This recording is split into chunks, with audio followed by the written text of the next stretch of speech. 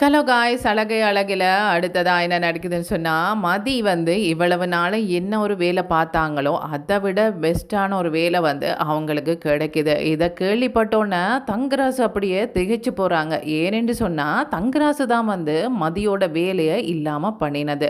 மதி அந்த காலேஜில் நல்லாவே படிப்பிச்சுட்டு இருந்தாங்க. அவங்க வேண்டாமன்ற மாதிரி தங்கராசு தான் போய் சொல்லிட்டு இருந்தாங்க. அதுக்கு அவங்க என்ன சொல்லியிருந்தாங்கன்னு சொன்னால், அவங்க நல்லா தான் லெக்சர் பண்ணுறாங்க, இந்த மாதிரி ஒரு ஆள் கிடைக்கிறது ரொம்ப கஷ்டம்ன்ற மாதிரி சொல்லும்போது, இல்லை பரவாயில்ல, வீட்டு சூழ்நிலை அப்படி இருக்குது, அதனால் அவங்களுக்கு இந்த வேலை வேண்டாமன்ற மாதிரி சொல்லி அவங்களோட வேலையை இல்லாமல் பண்ணினதே அவங்க தான். அவங்க அந்த சந்தோஷத்தை கொண்டாடுறதுக்கு எங்கே வராங்கன்னு சொன்னால், இங்கே அவங்க சுரேஷ் வீட்டுக்கே வராங்க. இதை பார்த்தோன்னே சுரேஷுக்கே ரொம்ப அதிர்ச்சி. ஏனென்று சொன்னால் சுரேஷுக்கு இந்த விஷயம் தெரியாது. சுரேஷ் ரொம்ப கவலைப்பட்டு மதியை போய் கூட்டிகிட்டு வந்தாங்க. உடனே மதி சுரேஷுக்கு தான் ஃபோன் பண்ணியிருந்தாங்க. என்னங்க, ஒரு காலேஜ் வரைக்கும் வர முடியுமான்ற மாதிரி கேட்டிருந்தாங்க. இதை கேட்ட உடனே சுரேஷ் உடனே அந்த இடத்துக்கு ஓடி போகிறாங்க. என்னாச்சோ தெரியலேன்னு போனால் அங்கே என்ன நடக்குதுன்னு சொன்னால், எனக்கு வேலை போயிட்டது என்ற மாதிரி அழுதுட்டுருக்குறாங்க. அவங்களோட ஸ்டூடெண்ட்ஸுமே அழுதுட்டுருக்குறாங்க. ஏன் இந்த மாதிரி மதி, நீயும் கஷ்டப்பட்டு மற்றவங்களையும் கஷ்டப்படுத்துகிற, சரி நடந்தது நடந்து போச்சு, வா வீட்டுக்கு போகலாம் என்ற மாதிரி சொல்கிறாங்க. இப்படி சொல்லும்போது ஸ்டூடெண்ட்ஸ் எல்லாம் என்ன சொல்கிறாங்கன்னு சொன்னால், ஒரு கொஞ்ச நேரம் மேடம் எங்களோட பேசிட்டு போங்க என்ற மாதிரி சொல்கிறாங்க. அதுக்கப்புறமா மதி என்ன சொல்கிறாங்கன்னு சொன்னால், கவலைப்படாதீங்க, நீங்கள் நல்ல மாதிரி படித்து நல்ல நிலைக்கு வரணும் என்று சொல்லி அவங்கள ஆசீர்வாதம் பண்ணிவிட்டு அழுதுகிட்டே வராங்க. வரும்போது சுரேஷுக்குமே கண் கலங்கிட்டது. என்னதான் திமிர் பிடிச்சவா இருந்தாலும் அவள் வேலைக்கு ஒழுங்காக போகிறவ, தன்னுடைய வேலையை ரொம்பவே நேசிச்சா. இன்றைக்கு அவளுக்கு வேலை இல்லாமல் போனால் எவ்வளவு கவலைப்படுவா என்றுட்டு அவங்களுக்கு ரொம்பவே ஆறுதலாக பேசிட்டு வராங்க. அதாவது மதி, இங்கே பாரு, கவலைப்படாத, உனக்கு நல்ல வேலை கிடைக்கும், ஏன் இப்படி கவலைப்பட்டுட்டே வரேன்னு சொல்லும்போது, இல்லை எனக்கு ரொம்பவே பிடிக்கும் தெரியுமா இந்த வேலை, எனக்கு இப்படியெல்லாம் நடக்குமென்று நான் நினச்சே பார்க்கல, நான் நினச்சேன் இன்றைக்கு நான் பெர்மனெண்ட் ஆகிடுவேன்ட்டு நினச்சேன், ஆனால் வேலையே இல்லாமல் போவேன்ட்டு நினைக்கவே இல்லை. இன்னொரு வேலை எனக்கு கிடைச்சிருந்தா இல்லையண்டு இல்லை, ஆனால் இந்த வேலை போனது என்னை ரொம்பவே கஷ்டப்படுத்துது என்ற மாதிரி சொல்கிறாங்க. இப்படி சொல்லிட்டு இருக்கும்போது இங்கே தங்கராஜ் ஒரே சந்தோஷமாக இருக்கிறாங்க. ரேவதி பார்க்குறாங்க, என்னப்பா இவங்க ஒரு நாளும் இல்லாத மாதிரி ரொம்ப சந்தோஷமாக இருக்கிறாங்களே, மற்றவங்களை ஏசுறது மற்றவங்களை கோவப்படுத்துறது தானே இவங்களுக்கு வேலை, என்ன இன்றைக்கு ரொம்ப சந்தோஷமாக சிரித்து சிரித்து பேசுகிறாங்க, ரேவதி ரேவதி என்று அவ்வளவு அன்பை பொழிகிறாங்களே என்ற மாதிரி பார்த்துட்ருக்குறாங்க. இப்படி இருக்கும்போது தான் மதி அவங்களுக்கு ஃபோன் பண்ணி சொல்லிட்டாங்க, இந்த மாதிரி எனக்கு வேலை இல்லாமல் போச்சு என்ற விஷயத்த சொன்னோன்னே அப்படியே ரேவதி கண் கலங்கி போய் நிற்கிறாங்க. என்ன ரேவதி, நான் இவ்வளவு காமெடி பண்ணி பேசிகிட்ருக்கிறேன், நீ கண் கலங்கி என்னமோ அழுகிற மாதிரி பார்க்குற, ஏன் நான் இதுக்கு முன்னாடியெல்லாம் உன்னோட இந்த மாதிரி பேசினதே இல்லையா, ஏன் ரேவதி இப்படி பண்ணுற என்ற மாதிரி சொல்லும்போது, நான் இதுக்கெல்லாம் அழலை, நான் வேறொரு விஷயத்துக்கு அழுதேன் தெரியுமா, மதி தான் நம்மளோட வீட்டில் வேலைக்கு போகிறவ, நான் இவ்வளவு சந்தோஷப்பட்டேன் தெரியுமா, வேலை விஷயத்தில் அவள் ரொம்ப பாசம் ஆசையாக இருப்பாள், ரொம்ப அன்பாக தான் அந்த ஸ்டூடெண்ட்ஸோட எல்லாம் பழகுவா, அவள் வேலை வேலை என்று எப்போ பார்த்தாலும் உருகிட்டே இருப்பா, இப்படி அவளுக்கு ஆக மாட்டேன் நான் நினைக்கவே இல்லை, எவ்வளவு நேசிச்சா தெரியுமா என்ற மாதிரி சொல்கிறாங்க. என்ன ரேவதி, இதுக்கு நான் என்ன பண்ணுறது, என்னமோ நான் தான் போய் அங்கே வேலையே கொடுக்காதீங்க, இனி வீட்டுக்கு அனுப்பிடுங்க என்று சொன்ன மாதிரியெல்லாம் அவனோட பேச்சு பார்த்தா இருக்குது, நீங்கள் பண்ணாலும் பண்ணுவீங்க தாங்க, நான் அதுக்காக உங்களை பண்ணலாம் சொல்லலை, இதுக்கும் உங்களுக்கும் சம்மந்தம் இல்லைன்னு எனக்கு நல்லா தெரியும் என்ற மாதிரி சொல்கிறாங்க. அப்பாடா பரவாயில்லையே, என் மேலே உனக்கு சந்தேகம் வரலையே என்ற மாதிரி தங்கராசு நினைக்கிறாங்க.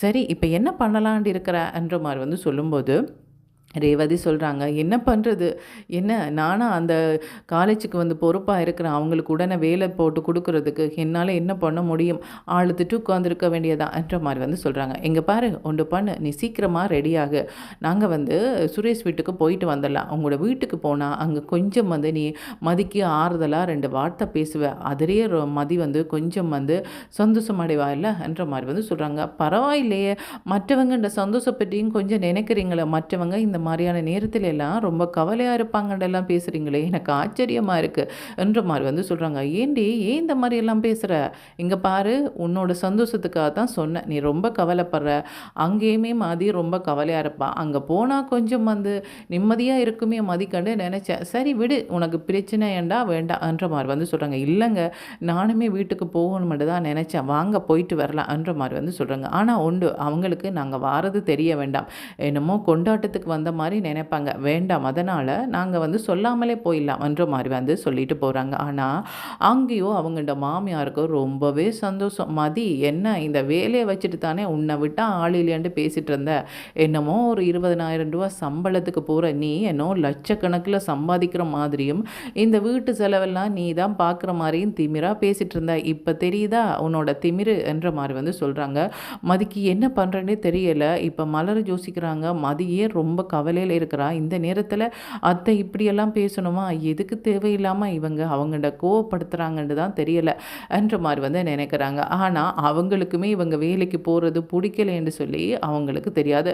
அப்படி இருக்கும்போது இங்கே பாரு, நீ என்ன சுரேஷ் மாதிரி கவர்மெண்ட் வேலைக்கா போயிட்டு இருந்த, நீ வந்து ஒரு ப்ரைவேட் வேலைக்கு தான் போயிட்டு இருந்த, இன்றைக்கோ நாளைக்கோ எண்டோ ஒரு நாளைக்கு அந்த வேலை போகும்ன்றது உனக்கே தெரிஞ்ச விஷயம் தானே, அப்புறம் எதுக்காக வந்து இப்படி கண்கலங்கிட்டு வர, இது உனக்கு புதுசு இல்லையே என்ற மாதிரி வந்து சொல்லும்போது மதி என்ன பண்ணுறது தெரியாமல் பேசாமல் நிற்கிறாங்க. இந்த இடத்துல ஏதாவது பேசினா அப்புறமா இவளுக்கு வேலை போய் கூட இவளோட திமிரு போகலை பற்றியா என்ற மாதிரி வந்து சொல்லுவாங்கன்னுட்டு அவங்க பேசாமல் இருக்கிறாங்க. சுரேஷ் என்ன சொல்கிறாங்கன்னு சொன்னால், அம்மா அவளே ரொம்ப கவலையில் இருக்கிறா, இதெல்லாம் தேவையா, இப்போ ஒருத்தங்க கவலையில் இருக்கும்போது அவங்களோட கவலை இன்னுமே தூண்டி பார்க்குறதுல என்னம்மா சந்தோஷம் இருக்குது, விட்டுடுங்க என்ற மாதிரி வந்து சொல்லிட்டு மதியின் கையை பிடிச்சி வா மதி நாங்கள் போகலான்ட்டு கூட்டிகிட்டு போய், இங்கே பாரு மதி கவலைப்படாத, நீ சந்தோஷமாயிரு, எதுக்கு கவலைப்படுற, இவ்வளோ நாளும் என்னென்னமோ பிரச்சனையெல்லாம் நடந்தது, நானும் உண்மையில் கோவப்பட்டேன் தான், இல்லையண்டு இல்லை, அதுக்காக நீ இப்படி கவலையாக இருக்கிறது எனக்கு பிடிக்கல மதி என்ற மாதிரி வந்து சொல்கிறாங்க. இல்லைங்க எனக்கு வேலை போனது கஷ்டமாக இருக்குது அதுதான் என்ற மாதிரி வந்து சொல்கிறாங்க. கஷ்டமாக இருக்குதான் மதி, உனக்கு இல்லை யாருக்காக இருந்தாலும் கஷ்டமாக தான் இருக்குது என்ற மாதிரி வந்து சொல்லிட்டு இருக்கிறாங்க. இவங்க பேசுகிறது எதுவுமே வந்து மதிக்கு காதில் விழலை. அவங்க வேற ஒரு வேலைக்கு வந்து ஏற்கனவே வந்து போட்டிருந்தாங்க, சும்மா போட்டிருந்தாங்க, கிடைக்குதோ கிடைக்கலையோ போட்டிருந்தாங்க, அது வந்து பெர்மனண்ட்டான வேலை, அது ஒரு கவர்மெண்ட் வேலைக்கு தான் போட்டிருந்தாங்க. இப்போ வந்து அந்த வேலைக்கான இன்டர்வியூக்கு வந்திருக்கு. இதை பார்த்தோன்னா மதிக்கு ரொம்ப சந்தோஷம். என்னப்பா இது, இந்த வேலை போய் ஒரு நாள் கூட ஆகலை, அதுக்கிடையில் அடுத்த வேலைக்கான இன்டர்வியூக்கு கூப்பிட்டுருக்குறாங்கன்னுட்டு இதை சந்தோஷமாக சொல்கிறதுக்காக சுரேஷ் என்று ஓடி ஆறாங்க. சுரேஷ் வந்து இவங்களோட பேசிட்டு ஹாலில் வந்து அவங்கள்ட அம்மாவோட பேசிகிட்டு இருக்கிறாங்க. என்ன மதி என்னாச்சுன்னு சொல்லும்போது, இப்போ தானே ரொம்ப சோகமாக போனேன், அதுக்கிடையில் என்ன சந்தோஷம் என்ற மாதிரி வந்து அவங்கள்ட மாமியார் கேட்குறாங்க. இல்லை உங்களோட கொஞ்சம் பேசணும், என்ன அடுத்த பிரச்சனைக்கு ஆரம்பிச்சிட்டியா, இங்கே பாரம்மா இப்போ தான் 2 நாளாக ரொம்ப சந்தோஷமாக இந்த வீடு இருக்குது, பழையபடி உன்னோட பிரச்சனையை ஆரம்பிச்சிடாத, அதையெல்லாம் கேட்குறக்கு தைரியம் எங்களுக்கு இல்லை என்ற மாதிரி வந்து சொல்கிறாங்க. இல்லை அவங்களோட தான் பேசணும் வந்துட்டு சுரேஷை கூப்பிட்டு சொல்கிறாங்க. இங்கே பாருங்கள், நான் எப்போவோ போட்ட வேலை இப்போ எனக்கு இன்டர்வியூக்கு வந்திருக்கு, நான் நாளைக்கு போகலான் இருக்கேன், எங்கே போகணும், நாளைக்கு வந்து இன்டர்வியூக்கு போகணும், ரொம்ப தூரம் போகணும், அதுதான் பிரச்சனை, மற்றபடி ஒன்றும் இல்லை, நான் காலையில் 5 மணிக்கு எழுந்திரிச்சேன்னு சொன்னால் கண்டிப்பாக நான் வந்து 8 மணிக்கெல்லாம் அங்கே போயிடுவேன், எங்கே போகிறேன்னு சொல்லும்போது அவங்க சொல்கிறாங்க இது ஒரு கவர்மெண்ட் வேலைக்கு வந்திருக்கு என்ற மாதிரி வந்து சொல்கிறாங்க. இதை கேட்டோன்னா சுரேஷுக்கு ரொம்பவே சந்தோஷம். ஆனால் தங்கராசுக்கு இந்த விஷயம் தெரியாதுல்ல, தங்கராசு இந்த வேலைக்கு அவங்க இன்டர்வியூக்கு போகிறதுக்கு முன்னாடி தான் இவங்க வாராங்க. இவங்களும் அந்த சந்தோஷத்தை கொண்டாடலாம்னு வாராங்க. இவங்களுக்கு வேலை இல்லாமல் போச்சு, இப்போ எப்படி இருக்கிற மதி என்று பார்க்கத்தான் வாராங்க.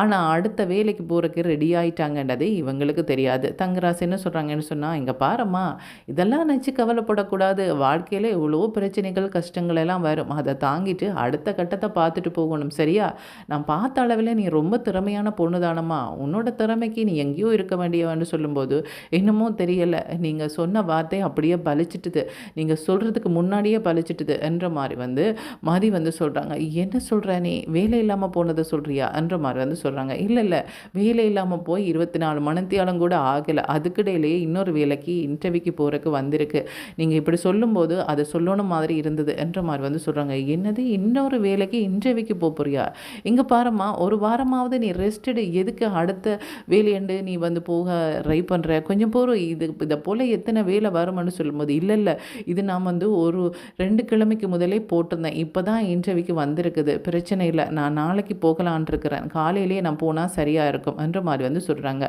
காலையில் போகிறதுன்னு சொன்னால் சுரேஷுக்கு நேரம் இருக்காதே, சுரேஷ் எல்லாம் வரணுமெண்ட் அவசியம் இல்லை, நானே ஓட்டோ பிடிச்சி போயிடுவேன் என்ற மாதிரி வந்து சொல்கிறாங்க. என்னடா இது, நான் இங்கே சந்தோஷப்படலாம்னு பார்த்தா இவன் இன்னொரு வேலைக்கு போகிறாள், இதை விட திறமான வேலையாக இருக்குமே என்ற மாரி வந்து நினைக்கிறாங்க. அதுக்கு வந்து மதி என்ன சொல்றாங்கன்னு சொன்னா, "இவ்வளோ நாளும் போன வேலைக்கு ரூ. 20,000 சம்பளம். எனக்கு வந்து பெர்மனன்ட் ஆக்கல. இருந்தாலும் அந்த வேலைய நினைச்சு கவல தான். ஆனா இப்ப கேட்டிருக்கிற வேலைக்கு வந்து எனக்கு வந்து ரூ. 50,000 சம்பளம்." என்ற மாரி வந்து சொல்றாங்க. "என்னது 20,000த்துக்கே இந்த திமிர் எடுத்து ஆடினா, இனி ரூ. 50,000 சம்பளம் எடுத்தா என்ன பண்ண போறா?" என்ற மாரி தான் வந்து இப்ப தங்கராசும் அவங்களோட மாமனார், மாமி நினைக்கிறாங்க. ஆனா வந்து மதிக்கு ரொம்ப சந்தோஷம், ரேவதிக்கு ரொம்ப சந்தோஷம். ஏன் சுரேஷ் கூட சந்தோஷப்படுறாங்க. "தெரியும் மதி, உனக்கு இப்படி ஒரு வேலை கிடைக்கும்னு எனக்கு தெரியும். இங்க பாருங்க நான் இன்டர்வியூக்கே இன்னும் போகல. அதுக்கிடையில வேலை கிடைச்ச மாரி இருக்கிறீங்க. உனக்கு கிடைக்கும் மதி, நீ கவலைப்படாத." என்ற மாரி வந்து சொல்றாங்க. இப்ப தங்கராசு என்ன நினைக்கிறாங்கன்னு சொன்னா, இவ எங்க இன்டர்வியூக்கு போறா? என்ன வேலையா இருக்குமா? அத கேட்டு அந்த டீட்டெயில்ஸ் எல்லாம் எடுத்துட்டு நான் அங்க போய் இவளுக்கு குடுக்கக்கூடாதுன்னு சொல்லணும். எப்படி சொல்றது? எல்லா டிபார்ட்மெண்ட்ல இருக்கிறவங்களும் எனக்கு பழக்கமா என்ன? என்ன பண்றேன்னே தெரியல இந்த மதிய என்ற மாரி வந்து நினைக்கிறாங்க. ஆமாம்மா, நீ எங்க வேலைக்கு போற? என்ன வேலைக்கு போற? அந்த டீட்டெயில்ஸ் ஒருக்கா அனுப்பிவிடு பாப்போம்ன்ற மாரி வந்து சொல்றாங்க. நான் திரும்ப அனுப்புறேன்னுட்டு அவங்க நினைக்கிறாங்கன்னு சொன்னா, முதல்ல இன்டர்வியூக்கு போகலாம். அப்புறமா வந்து இன்டர்வியூல செலக்ட் ஆகினதுக்கு அப்புறமா அனுப்பலாம். எதுக்கு முன்னாடியே அனுப்பி அவங்கள தொந்தரவு பண்ணணும் என்ற மாரி வந்து நினைச்சிட்டு அவங்க பேசாம விட்டுட்டாங்க. இவங்களும் காத்துட்டே இருக்கிறாங்க. எங்க இன்டர்வியூக்கு போறாங்கன்னு சொல்லி கடைசி வரைக்கும் மதி சொல்றதா இல்ல. அடுத்ததா தங்கராசு என்ன பண்ண போறாங்கன்றதுக்கு ஐஸ் வெயிட் பண்ணி தான் பார்க்கணும். Okay, thank you, bye.